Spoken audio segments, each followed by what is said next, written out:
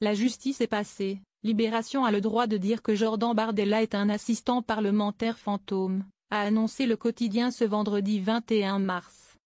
Le président du Rassemblement national avait porté plainte en diffamation contre le journal, qui le qualifiait ainsi dans le titre d'un de ses articles parus en septembre 2023. Dans le cadre de l'affaire des assistants parlementaires fictifs du parti d'extrême droite, le quotidien de gauche rappelait que Jordan Bardella avait été rémunéré en 2015 par le Parlement européen sans que la réalité de son travail ne soit prouvée. L'article relatait qu'à la différence de Marine Le Pen, Jordan Bardella n'était pas poursuivi, alors même qu'aucune preuve de travail effectif pour son eurodéputé quand il était son assistant, n'avait pu être retrouvée. Et ce, malgré une rémunération totale de 10 444 €, explique le journaliste Tristan Berthelot, co-auteur avec Laurent Léger de l'article incriminé. Ainsi, Libé racontait comment l'actuel eurodéputé avait réussi à passer entre les gouttes de la justice.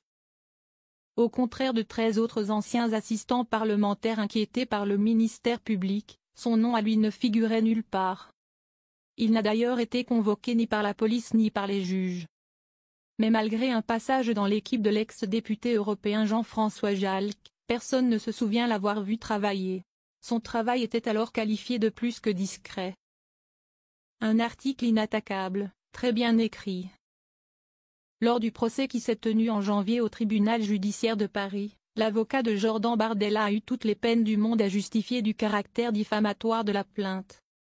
Fantomatique veut dire inexistant, irréel, voire spectral. Le fantôme étant par définition celui que, sauf à être un adepte du paranormal, on ne voit jamais, avait-il plaidé, selon le compte-rendu qu'en a fait Libération.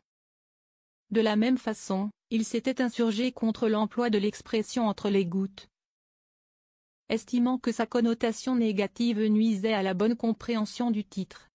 L'origine de cette expression se base sur la métaphore relative à la pluie qui, de par ses gouttes, mouille, avait-il exprimé. Avant de reconnaître que l'article était inattaquable, de très bonne facture, et très bien écrit. Si le tribunal a jugé que le titre n'était pas diffamatoire, et a donc donné raison à Libération, Jordan Bardella dispose de 10 jours pour faire appel.